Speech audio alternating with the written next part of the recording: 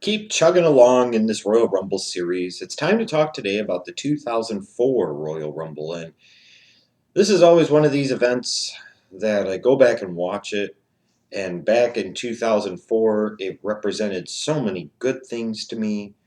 And it meant so much to me at that time.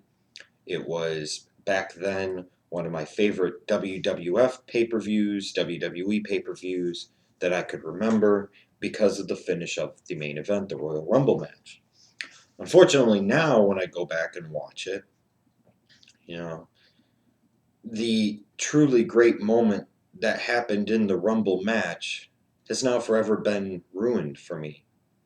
And it's really sad. And I know it's been ruined for a lot of other people, and it's very tragic.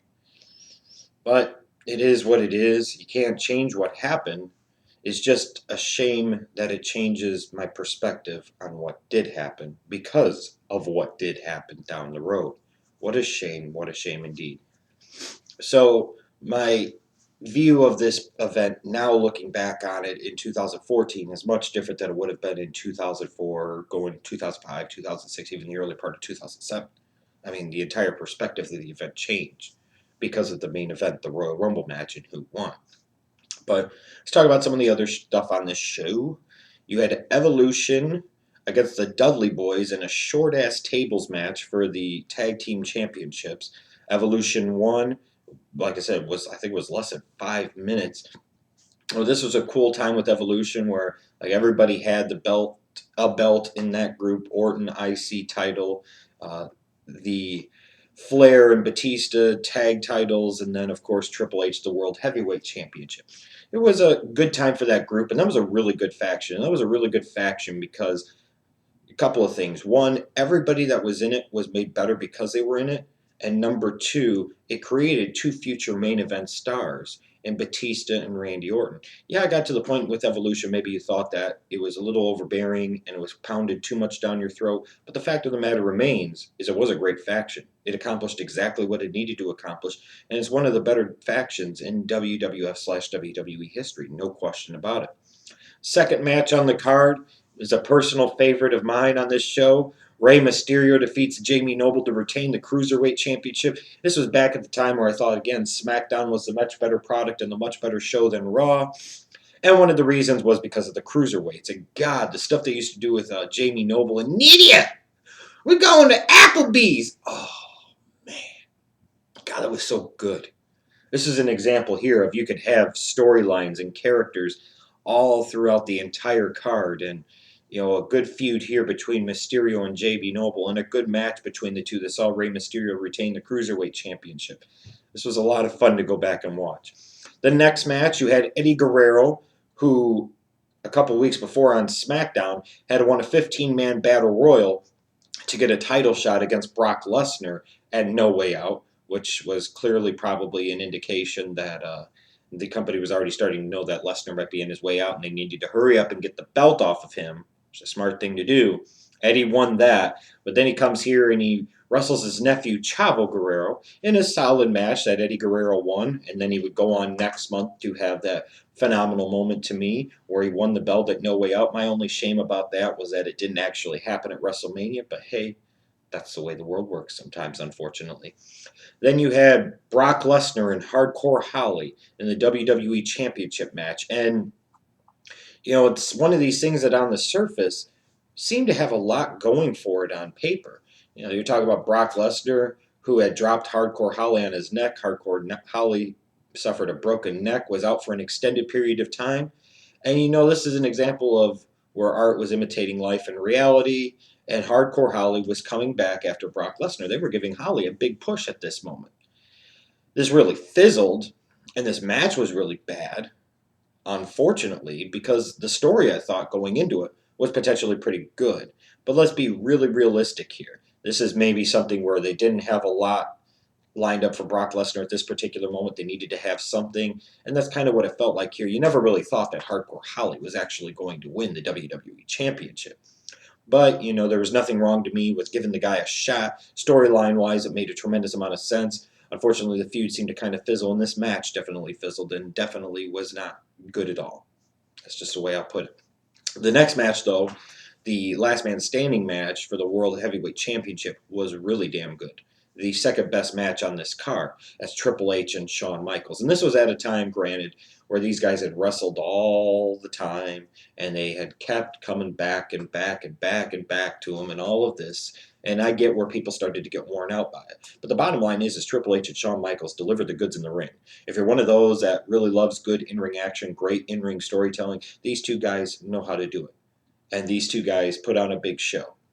And what a great finish to what I felt was a great match, leaving you wanting more if you really did want more. But ultimately, when you talk about the 2004 Royal Rumble, excuse me, you talk about the main event, the 30-man over-the-top rope Battle Royal Rumble match.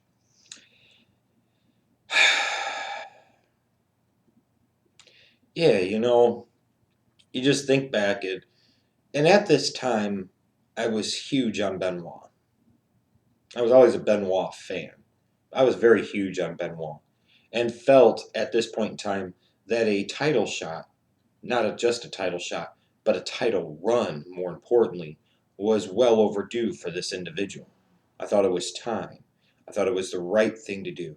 I thought it was the right thing for business, and it was at that time. You had Chris Benoit enter in at number one and go the entire distance and win the Royal Rumble. Now, to me, this is always one of these things where if you've got somebody that you feel is close or somebody that's at this level, but you want to get him at this level, one of the easiest ways to do it, in my opinion, is have somebody enter the Royal Rumble, go one or two, and win the damn thing. Because that makes you instantly legitimate. Instantly legitimate. And that's what they needed to do with the Chris Benoit, and that's exactly what they did. And, the whole drama for me watching this match for that hour plus was seeing if Chris Benoit was going to be able, starting off at number one, to win the 2004 Royal Rumble. Because especially once they had Randy Orton go number two, I really thought, frankly, at that time, that they were going to sit there and have Benoit and Orton go all the way, like they did similarly to Shawn Michaels and the British Bulldog back in '95. I thought it was going to be a two-man show between Benoit and Orton, and for a portion of the Rumble, it definitely was. I thought it was going to be those two guys, and Orton was going to find a way to win, and they were going to try and split him off from Triple H. That's back 2004 thinking. I was thinking a little bit ahead of myself here, but not too much. No horrible entrances of John Cena rapping like there was in 2003 or nothing like that, but just a really good, solid Royal Rumble match that had drama for me at that time throughout the entire show, because in the entire match at least, because I had Benoit, that was my guy, and I wanted him to win that Royal Rumble so bad. I wanted him to get that title shot against either Triple H or Shawn Michaels, or if Eddie Guerrero was going to win the belt from Brock Lesnar next month, Benoit versus Guerrero for the WWE Championship at WrestleMania, something along those lines. And what an awesome story that would have been, too, to have these two lifelong friends in Benoit and Guerrero fight over the biggest belt. The two former members of the Radicals, the two guys that have been around the world together, that have been in ECW, have been in WCW, have been to the WWF.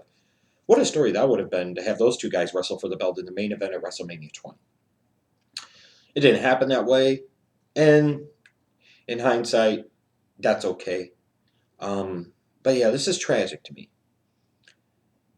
because I was excited as a wrestling fan at that time because they were giving me what I wanted, which was Benoit main eventing WrestleMania 20. Benoit winning the 2004 Royal Rumble. And I say a lot of things bad about Benoit, and ultimately because of what he did, he deserves every bit of it. Alleged my ass, I don't care. It really disappoints me. It cut me to the bone because I was a very big supporter of his for many years, a very huge fan of his for many years, and then he went and did that. And to me, it just completely tarnished and ruined everything that I thought he had done good in the professional wrestling business. And it tarnished all the great matches I saw him in, all the great feuds I saw him in, all the great rivalries he had, the great moments that he had. The big moments here, like entering in at number one and winning the whole damn Rumble. It was such a good thing for the business at the time, and it was such a good thing from a fan standpoint watching the pay-per-view. One of those true, legit, awesome, I can't believe this happened, but I'm so happy it happened, mark out moments that now I just wish I could forget about, frankly.